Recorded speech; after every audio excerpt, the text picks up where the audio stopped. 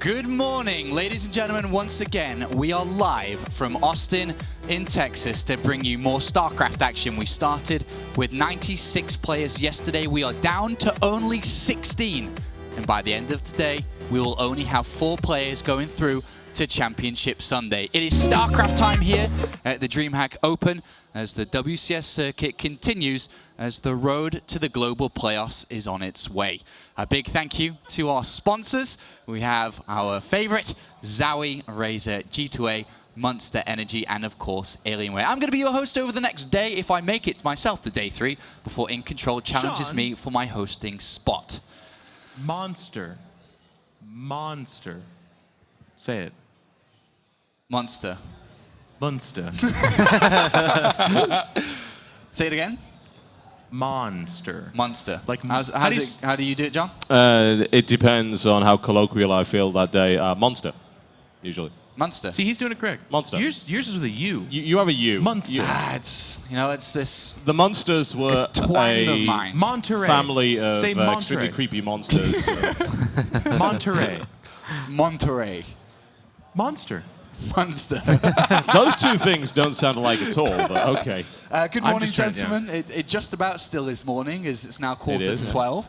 How you doing today, Kev? I'm good, man. A long sleep. I don't know. I was a little bit tired yesterday. I don't really know why, because we started at 6 p.m. That's pretty that's pretty unheard of for us. But I'm excited for today. It's going to be really cool. I love the way that the bracket looks. A lot of friends of mine are still in the tournament. Always gets me a little extra excited. So should be a really good day. I hope you guys enjoyed yesterday. I hope you guys at home enjoyed yesterday as well. Do remember to send in your tweets to #DHOpen and also #WCS over today, and we'll read some of them out perhaps, if you're lucky enough, or perhaps we'll get In Control to read some out. No, it's true. Like, that's something they want to be doing for this event. So if you do that hashtag or hashtag or whatever Sean said, we'll actually answer your question. I don't think you said that. Hashtag. Hash. He did say hashtag. Oh, it's I H. did.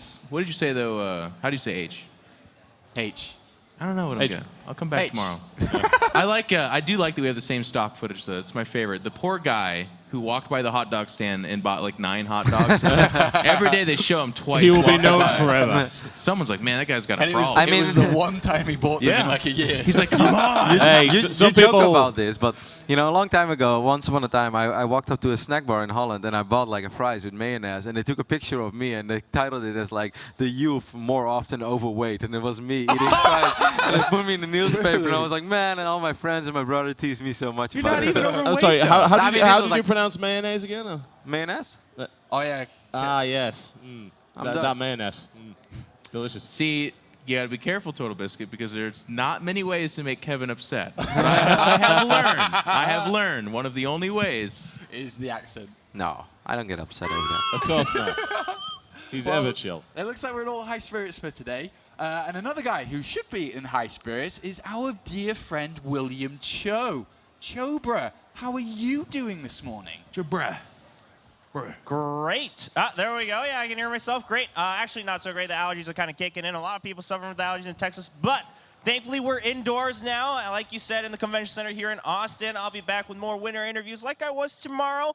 Hopefully, maybe I get to talk to some more different people. You know, I've been talking to Poth a lot ever since I entered StarCraft 2, so I'd be happy to talk to more people throughout the day. But round of 16 and round of 8 later today, we'll hear more from the winners. And now back to you guys over on the desk. I love that guy. I He's love so that high guy. energy. He is. It reminds me of the weather guy on Family Guy, where they're like, and over to you, he's like, it's raining cats and dogs. And they just come away like, it's gonna rain. We'll definitely get a lot more from Chobra throughout the day. Let's talk a little bit about the tournament format then. So if you are tuning in today for the first time, you're off from work, it's Saturday, of course.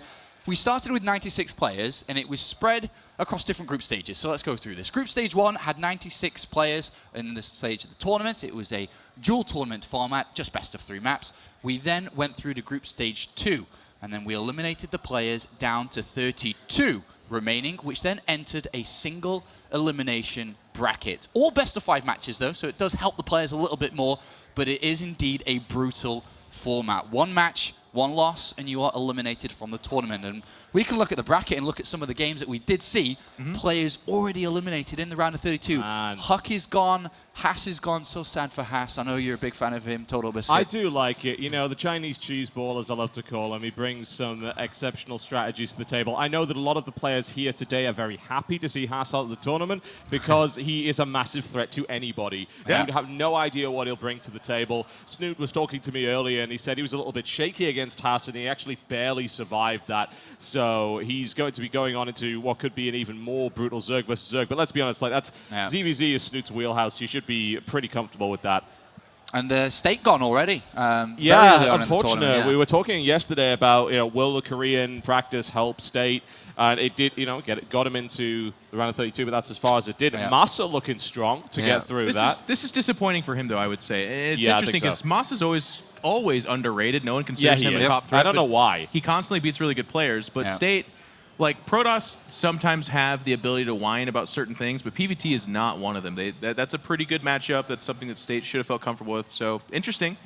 And before we get too far, I do want to say too, like a lot of matches yesterday happened that were really, really good that we weren't able to broadcast. But huge shout out to guys like Pig, Moonglade, I think Take was doing some matches. Yep. Yeah, Falcon Paladin, I believe, was on the community desk there as well. Those And guys putting in the hours in order to bring you all of the games. So make sure to check out their Twitch channels and check out their VODs. Their VODs, so that you catch, because there were a lot of great and interesting matchups in that. And of course, covering a round of that size is impossible just to do on one desk. But now we're moving into the round of 60, and then round of 8 onwards, of course, it's going to be all us bringing you all of the action from that. 18 hours of StarCraft. Lots of StarCraft today. That's pretty standard DreamHack, right? Not going anywhere. 8 best of 5s. We'll be covering 8 best of 5s, and the other matches that we don't cover, especially at this stage of the tournament, will be done by Base Trade TV. So, of course, check out their channel. And see the one other match matches. on this stage. We're bringing them forward. Yeah, Yes. Base Trade are going to get an opportunity to cast at the desk. They will find out what it's like to be in the hot seat, as it were, or in this case, the hot standing. Hot standing floor. Zombie Grub should be awake by midday today at that point in time. I don't believe that for a second, but okay. All I can say is she's discovered the magic of 6th Street, as many of the Austin locals know. Magic of 6th Street. I love it. There was that a these jokes live are not horse. made about me anymore. That's great. We man. can Like, change that. Roddy has finally grown up. Woohoo! Don't worry, it's your birthday on Sunday, mate. There's going to be plenty of stories coming out from that one. Oh, yeah. Is there any irony that Mother's Day and Kevin's birthday are on the same day? Is there anything to be said there, Kevin? I don't know what you want me to say, Jeff. We'll be singing happy birthday for you and having a lot of fun on Sunday. Of course, crowning the champion, but also at the same time celebrating your birthday as we do crown that champion, Kev. It's going to be great. I like that you use the word crowning on that as well. That's good. Our first match of the day, then. We're going to start off with a Zerg versus Zerg, and it is 2 potential favorites to get pretty deep in this tournament. Snute, Violet, we had a long discussion about what matches we're going to cover, and obviously ZvZ is not necessarily one that you want to just leap out there and be like, let's do it, but these 2 guys are 2 of the absolute favorites in the tournament. There's Snute, barely surviving Haz. We asked him about his match. Yeah. It is a doozy. And I think DreamHack does a good job, too, of releasing replays. So if you don't get to see it, if it wasn't broadcasted, make sure and check out the reps. But Snute, so funny. Like, every time you ask him, like, how do you feel? He's like, oh, not so good. It's like, all right, shut up. You're going to take a second at least. Like, his deliberate self-deprecation belies the fact that he just tends to ruin people's lives in actual tournament matches. And this is a high-profile elimination match, which is why it's on the main stage. Because, as you mentioned, Violet and Snute are both potential favorites to win. And it's, you could say, foreign versus Korean, which we don't see a great deal of now on WCS circuit for obvious reasons. Violet, of course, lives in the United States. We pretty much adopted him at this point. He's one of only 3 born Koreans, to at least guys that came from South Korea, to live and compete in America to join us here in today's tournament. And, of course, all 3 of them are potential favorites to win.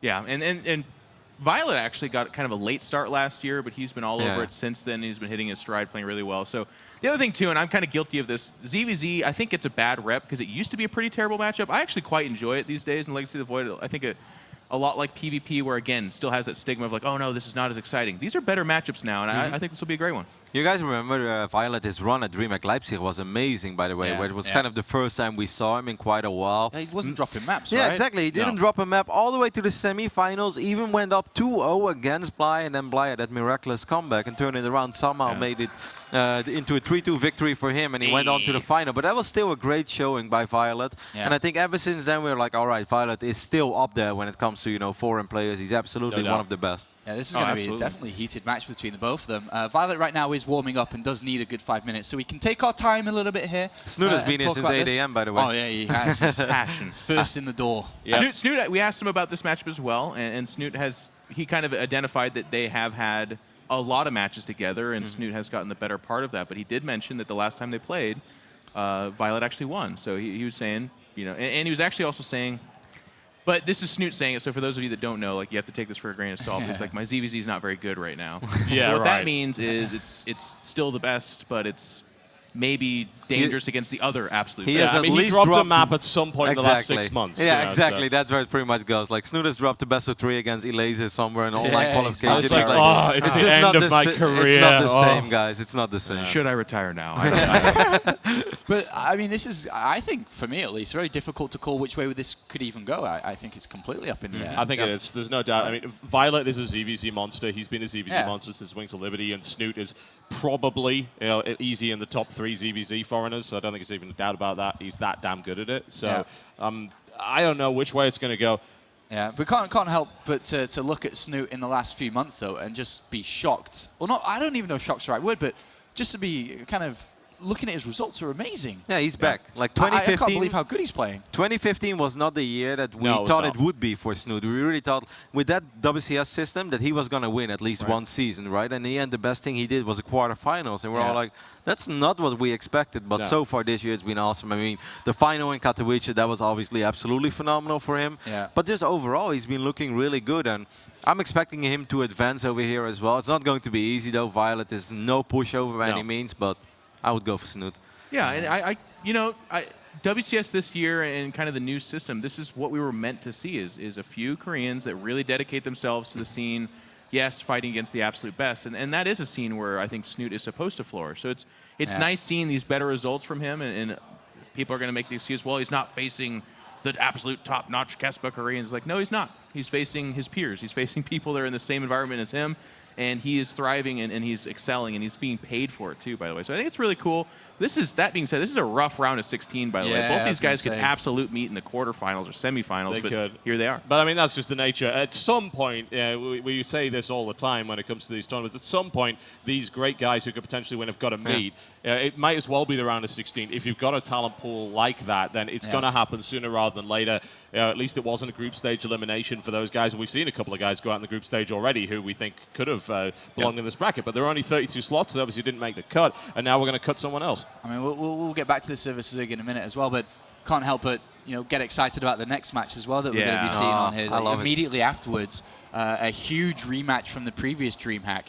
It's going to be Neeb versus Drogo, two fantastic players. Yeah. And two guys that play a lot with each other as well. Drogo has said multiple times in interviews that he really feels like he learns a lot from Neeb, that he loves playing against Neeb, that Neeb actually often beats him, and that he had no idea how he somehow beat him in Leipzig back then. And even now, I was talking with him a little bit yesterday, before the bracket was even announced, before they even knew who they would play in the second group stage. I was talking with Drogo, and he's like, yeah, still playing a lot with Neeb. He's like, it's crazy, because I could not beat Neeb for like a month and a half straight, just nothing.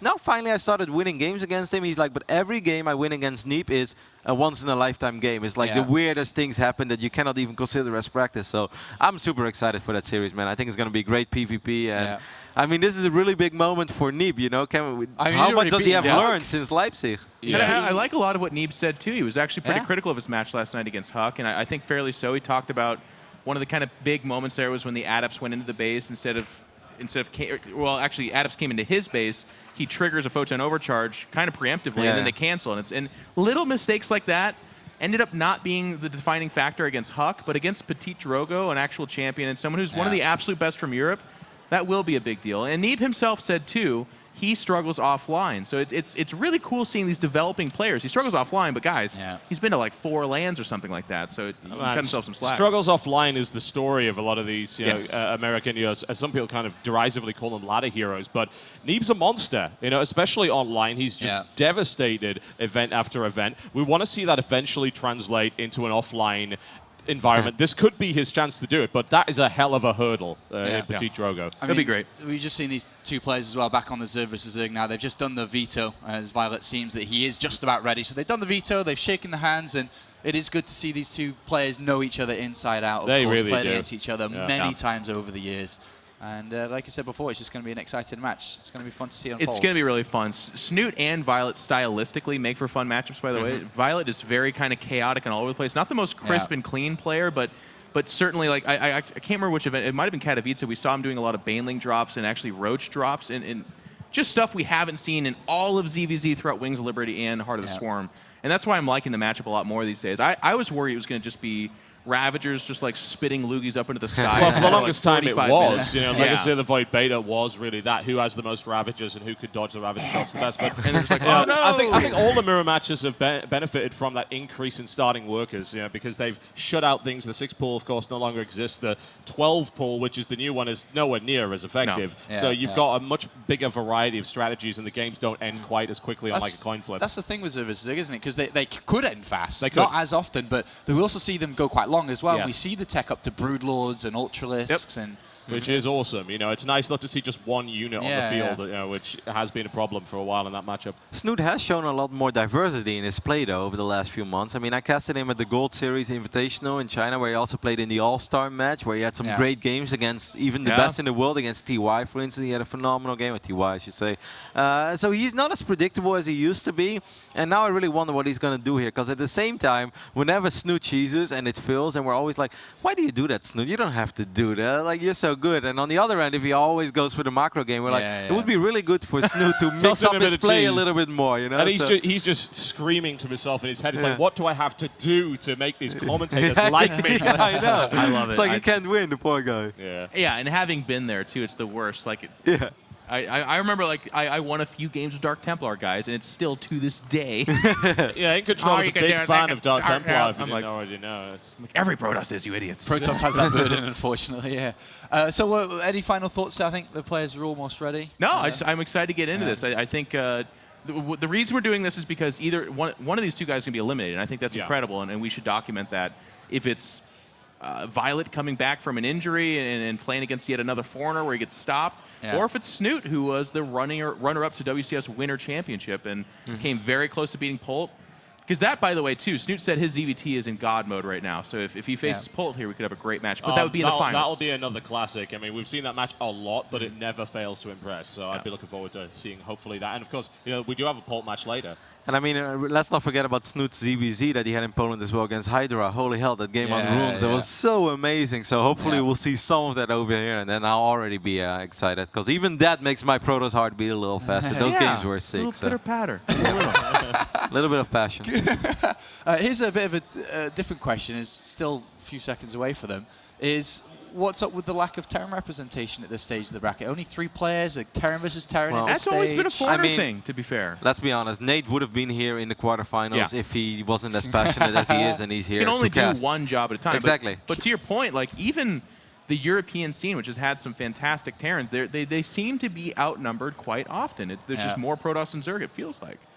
This seems like it happens quite a lot in about 6 months after the expansion release. There's an early surge of Terran where Terran's sort of like, wow, there's a build like Blue Flame Hellions and Hellbat drops, and then Blizzard's like, I don't think so. Whacks it with something, and then they disappear for a while. And Go back in your corner. Yeah, resurge later. But here we go, ladies and gentlemen. Frozen Temple will be our arena for the first in its best of 5 series. This is an elimination match in the round of 16, the DreamHack Austin Tournament 2016. It's my pleasure to bring you our first competitor from Team Envious. In the red trunks, playing Zerg to the southeast position, it is Violet.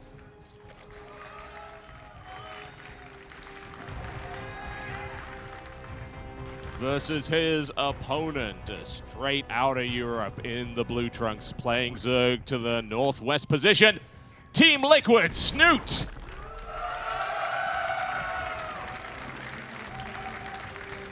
Zerg shirt spotted.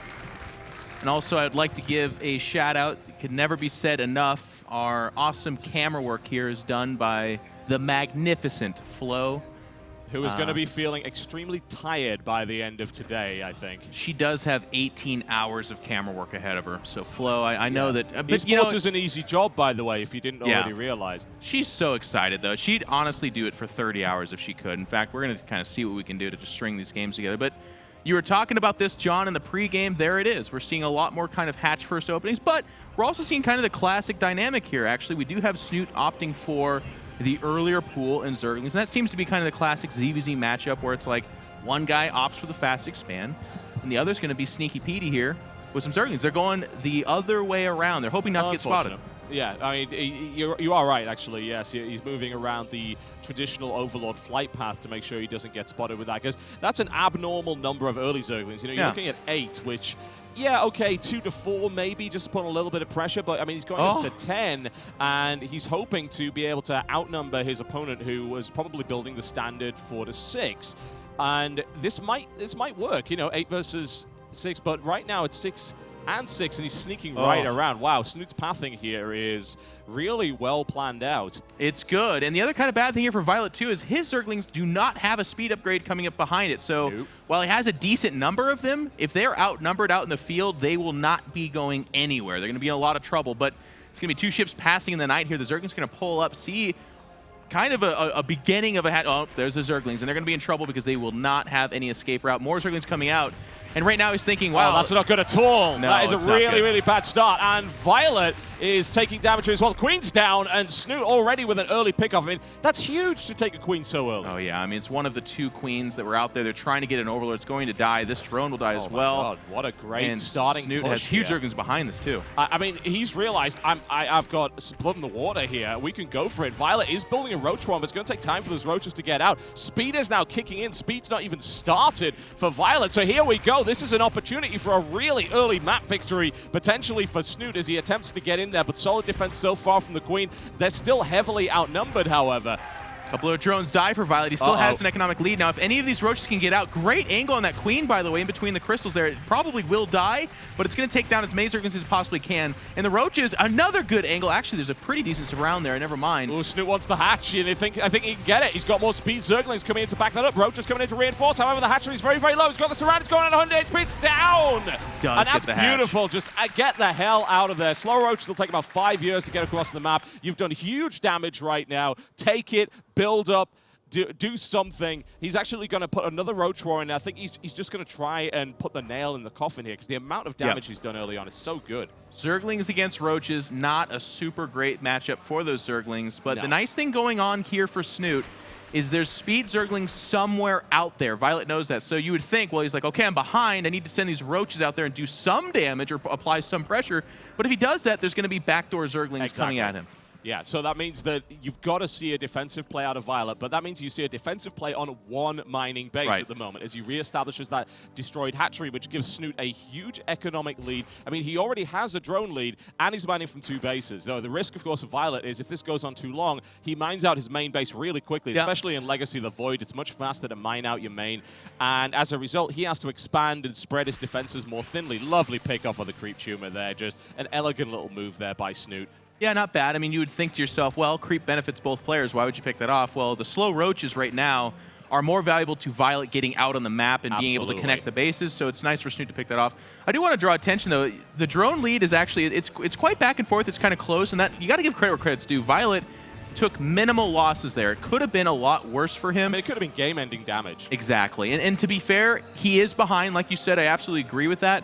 But not so far behind that this game's a formality and we're just like, hey, Violet, get out of the game. It's actually, there is some room here for Violet to get back into this. And while he lost the hatch, took some damage, considering how these openings went, he did okay for himself. No doubt about that. This is where Zerg versus Zerg gets very interesting. It gets very cerebral because what we're seeing here are some really key decisions made between balancing how many workers you produce and how many units you produce. And you've got to know, based on limited information, what your opponent is doing, because if you overcommit to either of them, you end up at the disadvantage.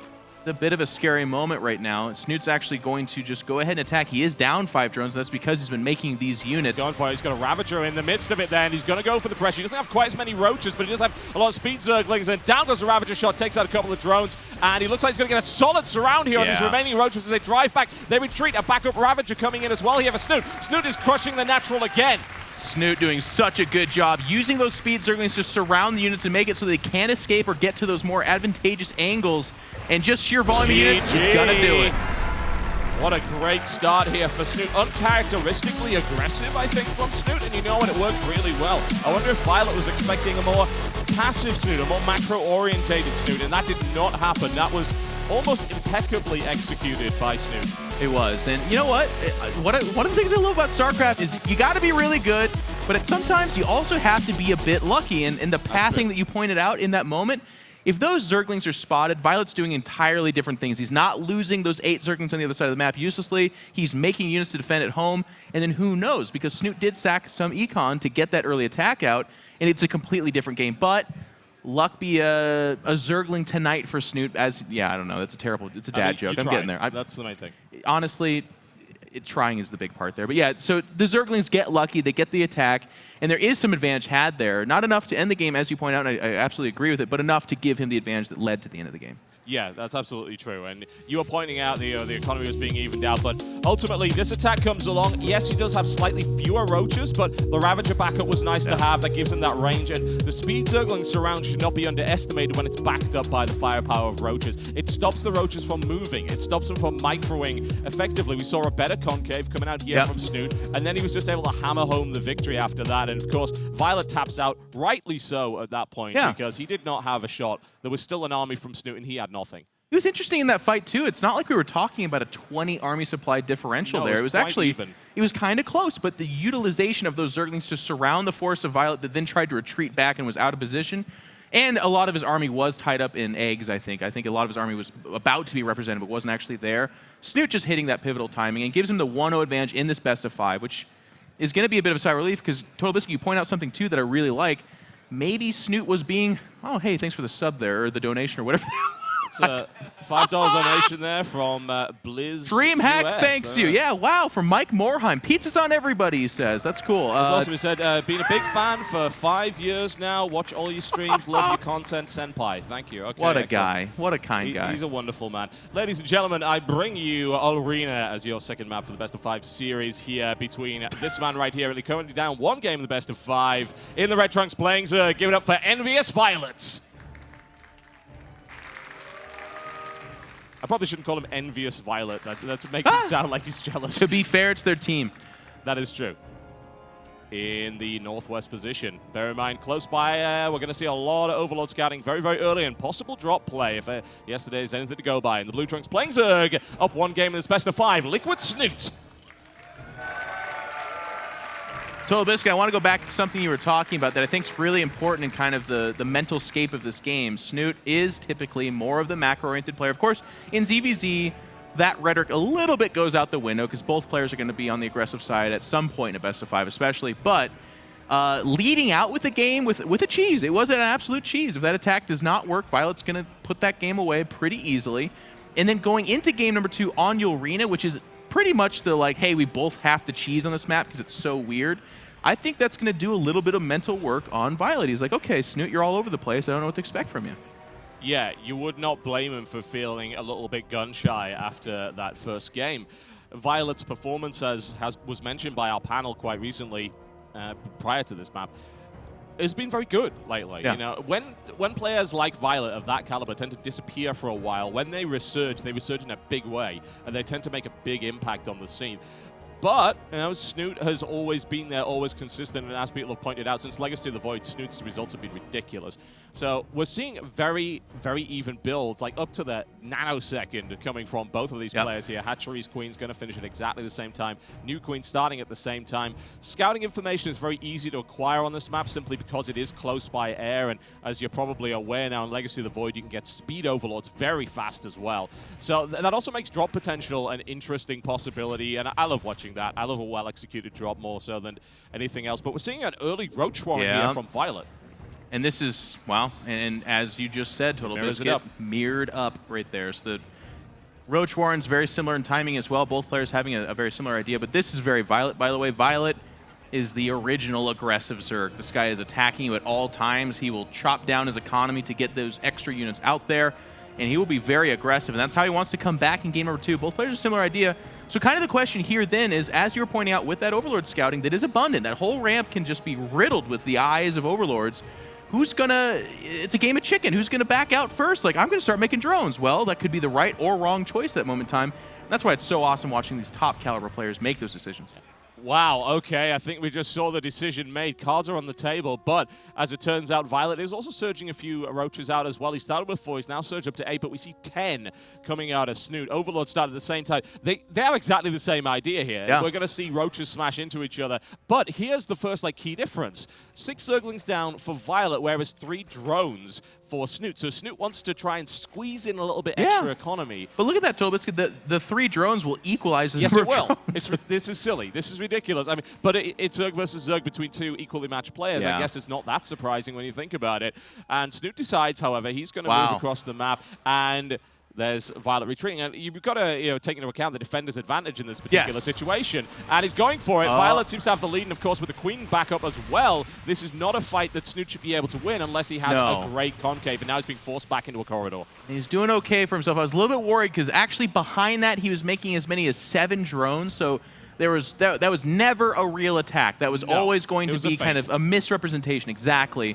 But Violet almost got the surround on those Roaches, and if he loses all those Roaches with that Queen backup, as you pointed out, a couple of Zerglings there, and the defender's advantage for Violet, that could actually be very, very bad for Snute. But he evades the crisis, pulls back, and again, if you guys can look just at the bottom there, you can see very similar drone count, army supply, very close, really not that different. But this game is intense in the sense that both these players are so close to each other from that little ramp.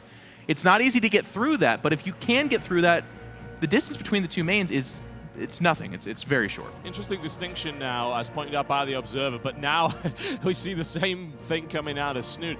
A first Ravager put down, and of course, if you're going for a Roach-heavy composition, Ravagers are the next logical step. They do have that range advantage. They do have that ability, which is wonderful in ZvZ prior to Speed Overlords coming out. You can snipe without needing Hydralisks or bring your Queens away an Overlord, which is a brand new dynamic in this matchup that's interesting to watch, and it can give a nice little edge over your opponent. They're going to have to rebuild that Overlord, and they also lose the scouting information. You're exactly right, Tolbiscuit. Like, it does so much different things in the matchup. Back of the net right there from Violet. Really nice shot, and Snute will not be happy with that. No, and I mean, as you said, the cost is very obvious to us all. It's the scouting, it's the cost of the Overlord itself, but also it kind of affects just, again, the mental aspect of this game. Both players know that at any moment in time, this could spill out into all-out war, and that's ZvZ entirely as well. Without having those Overlords, now we're having to do things like send Changelings, maybe use some Speedlings, something, or Speed Overlords, as you said earlier. Something has to happen, otherwise the game gets very dangerous. Well, Snute checks, and he sees that the HP of those rocks is starting to drop. He didn't see what was on the other side, but he knows there is an aggressive push coming his way. Hey, Mike Morheim with another donation of pizzas for everyone. That's absolutely incredible. That's very, very generous there from him. Absolutely wonderful. In the meantime, we see Lairtech coming out of Snute, which is a little interesting, and +1 attack as well. So now techs have finally diverged between these 2 players. You're going to see a lot of Speedlings coming out here from Violet as well. A lot. We're looking at the army count. It's very similar, but can we see the army composition? Yeah, we see a big Ravager advantage for Violet, but I'm really worried about Violet's lack of Roaches. I mean, look at how many Snute has, especially with the defender's advantage versus Violet. Will the Ravagers and the Speedlings do the job? We're about to find out. The Concave is already prepared. However, the Speedlings disrupted. Huge amounts of Ravager volleys going off in the center of that force, and we see a lot of Lings coming around for the flank, trying to stop Snute's forces from escaping, and I think that Violet is getting the better end of it, but that's a lot of really low health Roaches. The drone's coming off the line. Snute realizes, maybe not. A couple of Ravager shots go in the center, pick up another Ravager as well there. The defense is starting to even out. And I love this attack from Violet, using those Zerglings to try and either hold the Roaches in place or put them in a corner where the Ravager Bile can then do its AoE damage. Yeah. And I really actually felt pretty bad for Violet going into that fight, but he does secure for himself, well, at least at the time, a slight supply advantage. I think the attack was okay. The danger here, no, actually Violet's up in drones. See, I was doing that thing where I was leading out. Like, surely he has less drones. No, he actually has just a couple 2 more. Yeah, there's 8 more coming out for Snute, though, so he's going to equalize. I mean, the problem with Snute, of course, is he took his drones off the line for a second. I don't think he lost too many in the process. Look at the supply advantage for Violet there, 69, 73 army supply now to 53. There is an upgrade in the form of +1 attack here for Snute, which I think did kick in the middle of that fight, which may have given him a little bit of an edge there, and now he's going to push knowing his opponent does not have that. But that's a much larger army, I think, than Snute was necessarily expecting.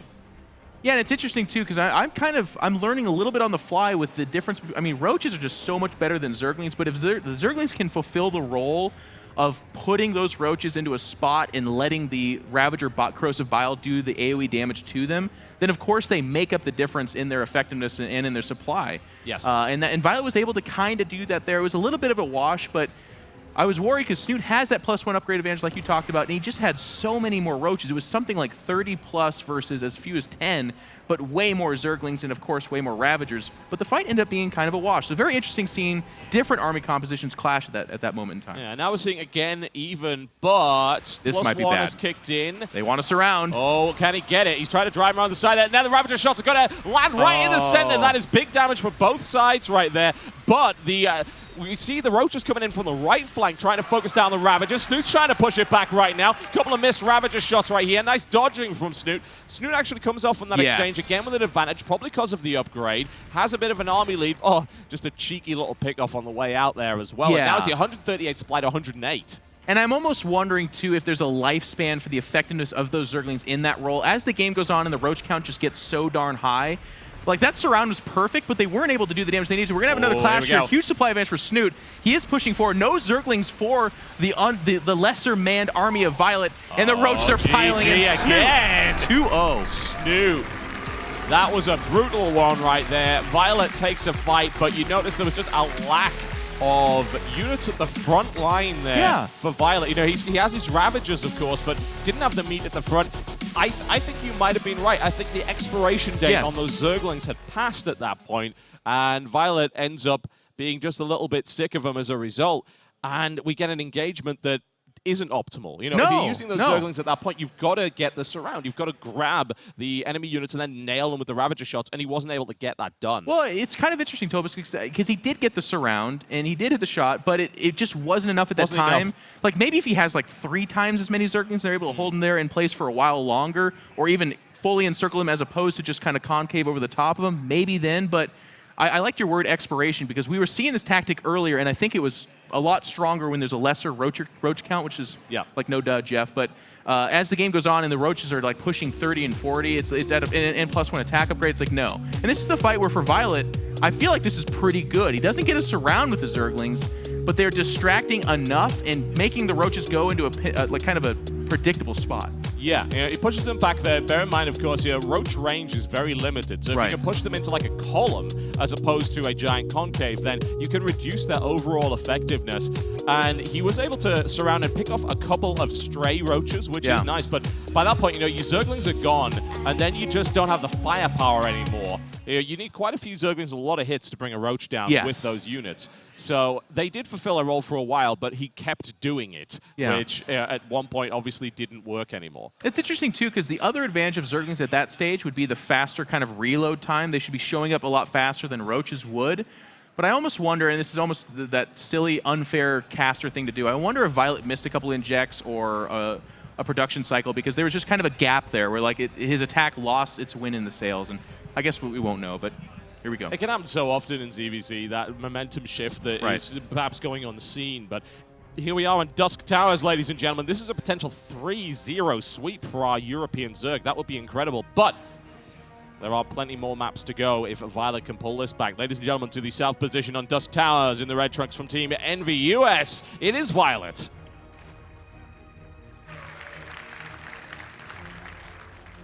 Versus his opponent with the 2-map advantage. He was talking a little bit earlier about how he didn't have too much confidence. He was having a shaky tournament. Well, I think he's found his stride. That, and also he's a dirty liar. In the blue trunks, playing Zerg to the northeast position, it's Liquid Snute. Snute, always his own toughest critic. And, you know, there's no one more apt to do it. But so far, he's been playing a masterful best of 5. We saw them mirrored openings in that last game, but of course, kind of go different ways and what kind of army compositions we wanted to see. Violet, again, favoring those heavier Zergling counts. Thought it made for an interesting idea. It had some potency earlier on, but I thought it kind of lost that potency as the game went forward. And Snute, defending, getting for himself kind of an equalizer moment there, and then having the better composition sealing the deal. I thought it's a cool ZvZ. And like I said, I'm really liking ZvZ in Legacy of the Void. I do remember the days of just roaches butting heads against roaches in Wings of Liberty forever. Literally forever. Roach Infester, Roach Infester, and Roach Infester. It was actually quite a while ago that we had the pleasure of casting the IPL 5 final between Violet and Lenok, and that ended up weirdly enough being a best of 8. I know that doesn't make a lot of sense, but it was how they were doing their double elimination at the time, best of 5 followed by a best of 3, and it was a lot of Roach Infester. This was towards the end of Wings of Liberty, where the Infester was king. Yep. And it was being used in every matchup to great effect, and it was that. It was just Roaches and Infestors butting heads over and over again. Thankfully, the matchup is a lot more dynamic these days, and we've already seen some interesting clashes of styles. But right now, a mirror between the two, both only sending out 2 scouting Zerglings, not really overcommitting to an aggressive path yet, and both going for speed early. But hello, that is a Baneling nest coming out right here from Violet. You know, I was going to ask the question, and I love that he's actually able to deny scouting. That's Snute right. has shown that he doesn't want to lose these Zerglings for free. Well, not necessarily for free, but for that scouting information. Violet is the guy that wants to be taking risks, wants to be aggressive, wants to make you uncomfortable. And being 0-2 with his back up against the wall in this best of 5, I was wondering, is he going to stick to that script, so to be, because that is his strength. But of course, one unlucky moment, one bad decision, and he's out of this tournament. But Violet, he's been a gambler, man. He's been the aggressor. He's going to do it. And the Baneling nest has not yet been shown in this best of 5. And yet, here we are, both players with the same idea. Well, we've got a Roach Warren follow-up here. Roach Baneling, you might think, oh, that's kind of a weird composition, but no, it works very, very well, especially if you're in a big Roach versus Roach situation. We mentioned earlier the range of the Roach is very limited. That means they tend to clump up. So if you can get Banelings in the middle of that, they do a surprising amount of damage, and they can really tip the balance in a Roach versus Roach war. But here we go. Aggression coming on, trying to deny the third hatchery. Defense is coming down here, but I think that's enough of a surround. How much is he willing to sacrifice? Yeah. He cancels it. That was great, and he didn't lose too much in the process either, so that's a good pick off of Violet. Yeah, it's interesting. I think Violet probably made the safer and better choice getting the cancel. He's got his own third behind this, so that's advantage enough. But it was just 3 queens and a couple of Zerglings. So for me, gone for it? Well, that's the thing. So for me, as like a layman Zerg, I'm like, kill the queens. It's the best choice. But what Violet doesn't know is maybe there's 20 Zerglings coming up behind that, and then he gets nothing. So I really like his choice. Oh, no! You gotta pay attention, buddy. Disastrous right there for Violet, as he is not expecting 2 surprise Banelings, and suddenly he loses his army supply advantage. Loses the army supply advantage. His third's all of a sudden looking a little bit more scary. He's got his own roaches coming out, so that's good. But he was actually within the view of those overlords too. So Violet, perhaps that's one of those moments in time where he would like to take back. I would imagine so. If he had a do-over on that one, he probably would not have run 20 Zerglings into 2 Banelings like that. But that gives Snute an incredible opportunity here. But Violet's response to this is just to say, all right, screw it, units. More now, roaches. all of them. We see you've got Banelings. Okay, if I get enough roaches and I just wrecking ball right into the third, I can do this. And he's going to reload his Zerglings behind this. I'm almost sure of it. And that Baneling timing attack is available to him. Look at the number of spines going down right here for Snute. Snute realizes what's up. He's going to build a huge wall of defenses, and then he's going to transition to mutas while his opponent doesn't have anti-air. So this attack is a ticking time bomb. If it doesn't hit quickly enough, if it doesn't do the damage, then we're going to see serious trouble for Violet. Yeah, I like Violet's chances, though. There's actually a few drones being snuck out by Snute behind us. 11 Banelings as well. I mean, the Banelings are going to do some nice AoE damage here. He has to hold. It all comes down to this. This is going to be explosive one way or the other. The roaches are already here. The spine's just popping up here. He needs to split those roaches effectively, not take too much damage. Nice snipe on the initial Vanguard of Banelings. He's backing off. It's 53 army supply to 19. He's backing away. He's got to do it. Now is the time. He wants to add more Ravagers to the mix. He can't wait. Snoot's got enough money for just 3 Oh, Mutas look, right Violet's now. transitioning out. 14 drones being added, but Wow. yeah, Mutas being added into the mix as well. With Ravagers, yeah, you can maybe pick them off, but Mutas are so quick. No, it would be a mismatch. Like, yes, they could, but Snoot's not going to fall You'd have asleep to be at that lucky. wheel. Yeah. So he's going to fall back. This game's going to stabilize a little bit here. The Banelings, I guess, are going to scout forward. They did lose that the Overlord, so they don't necessarily know if the army's still out here. I'd be very surprised if Snute went all the way across the map. Risky. No, he backs up there. Can't imagine why you want to do that. We see a big mismatch in terms of supply, and that's mostly in Roaches, by the way. Infestation Pit coming down here for Snute. I love that idea. 5 Spore Crawlers coming up for Violet, and he's obviously figured out, yeah, of course, Mutalisks, considering I'm losing my Overlords to them right now. Yeah, and Snoot's going to be able to get a couple of Overlords.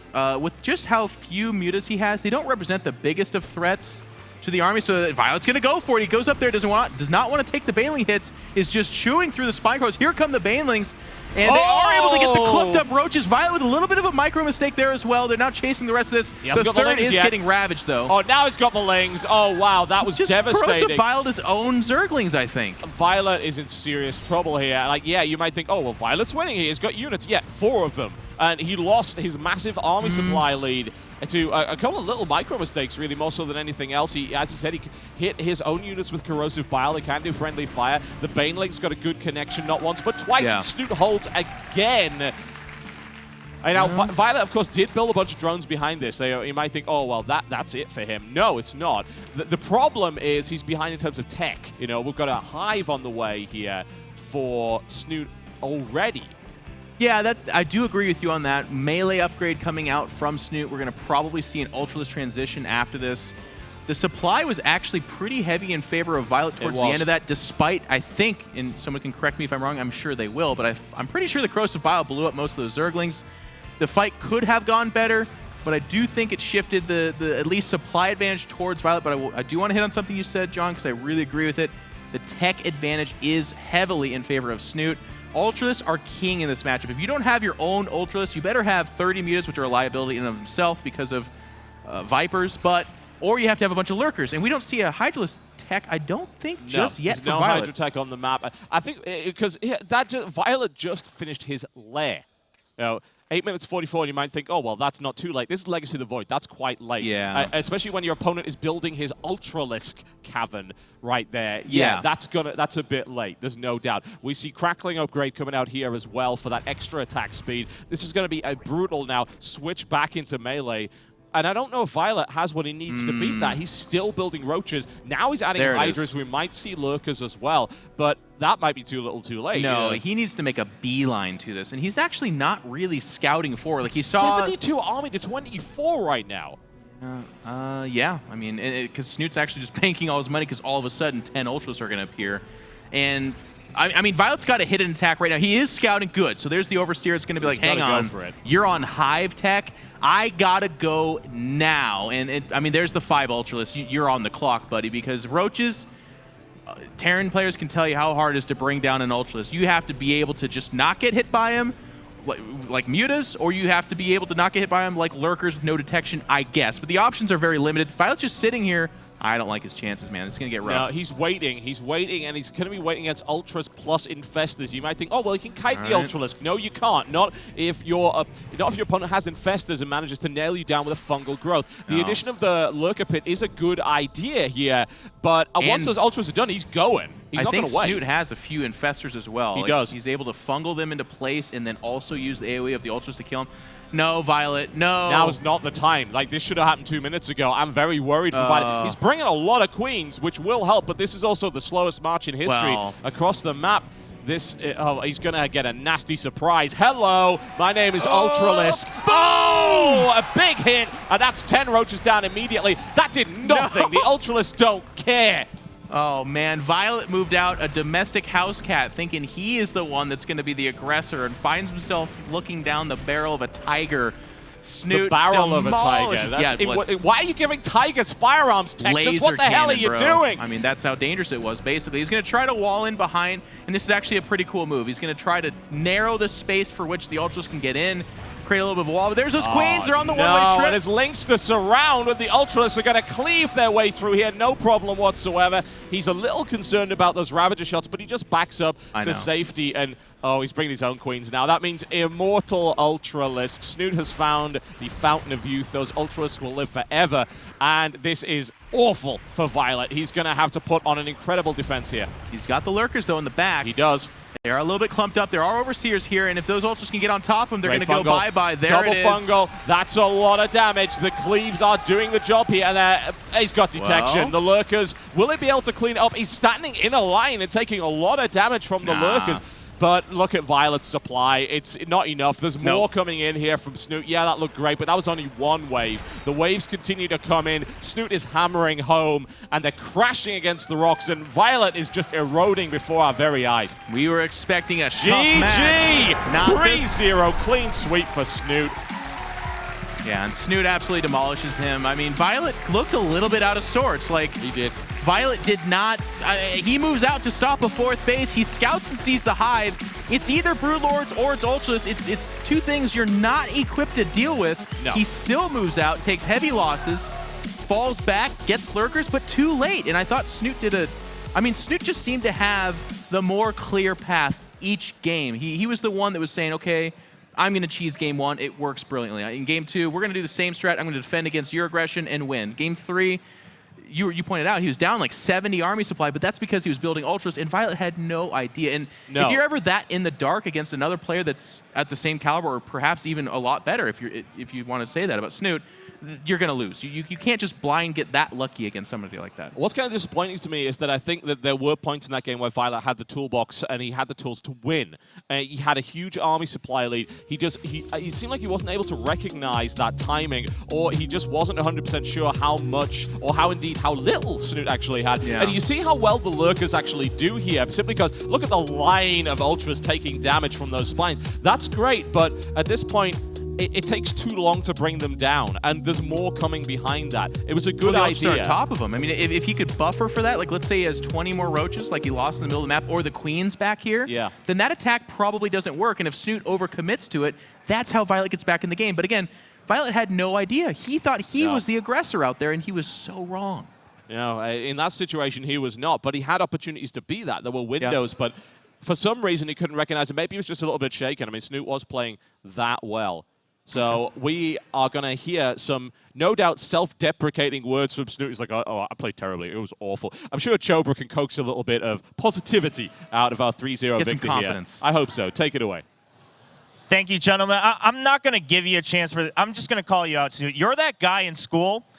Everyone takes the test, right? And you come out and you're like, I don't know, it didn't feel so good. And then you get your scores and you're like 99. Oh, still not good enough, you know, just not getting that 100. You're that guy, because we talked about it. You come in this morning, you're like, oh, my ZvZ's not so good. You know, I'm not feeling too good. But 3-0, are you still going to sit here and be like, still not a very clean game? Is that what you're going to tell me right now? No, I think I played really well these games. Hey, positivity out of Snute. That's a once-in-a-lifetime opportunity for all of us. Well, let's start with the last map, you know, fresh in everyone's mind. I mean, you know, obviously we could see everything, and you got a glimpse of it too. I mean, Violet seemed to have a perfect timing to try to push you down. Were you at all worried? Were you maybe a little confused as to why Violet wasn't pressuring you anymore? No, I saw how many units he made, so I knew that it was very aggressive, that he was very committed. But when he backed off, I was a bit concerned because I made like 25 banelings, and that's quite the investment. So my muta transition was like 4 mutas max. So I was a bit concerned, but then again, Violet morphed some Ravagers also, so he was very invested on the ground side of things. So I knew that from this stage on, I was in a good position. Not amazing, but it was okay. Okay, sounds good. And then let's talk about the earlier games. I mean, they talked about it on the desk too, but you know, usually we know you more as kind of the macro player, but you know, at ZvZ and whatnot, you seem to go a little bit more with the aggression route. I mean, is that partly maybe inspired by the fact that you struggled against Haas a little bit and you were like, listen, I can't deal with the macro games anymore? I mean, was that simply because it's a mirror matchup and you're like, that's the chance I have right now? Frozen Temple is a bit weird because you have 3 attack paths early on, so it's very difficult to see the incoming links, so you better play safe. Going hatch first there is a little bit risky, so I just wanted to make sure. I also studied Violet's VODs in the morning, so I knew that he might go for a 12 pool or some sort of sneaky link stuff. In this game, he didn't, but this is still a very strong build because it's very hard for Violet to scout where my links are at. So I was able to hide the initial links, and then I could defend as well. And then I just got the advantage by killing Violet's natural. So. All right, sounds good. Yeah, I mean, we saw you early on in the morning. You were one of the first ones in, prepping and watching the VODs, warming up. But still, still a ways to go. I mean, now you're into the round of 8, but that's going to be later in the day. And if you make it there, another day waiting for us to see if you can go all the way. You said you felt good about that game. Overall, though, does that give you a little bit more confidence, or are you still a little bit wary of your condition overall this weekend? Yeah, ZvZ in practice went like decently. Not amazing. I feel the best against Terran right now, but there are no Terrans left in my bracket until the finals. So we'll have to see. The next opponent is going to be a very strong player regardless. It's either Harstem or Namshar. Namshar is very strong in ZvZ, and Harstem, I lost him last time, so it's going to be very tough either way. All right, man. Well, best of luck. Congratulations on moving on to the quarterfinals. Ladies and gentlemen, we'll be back after a short break with another match here in the round of 16 at DreamHack Austin.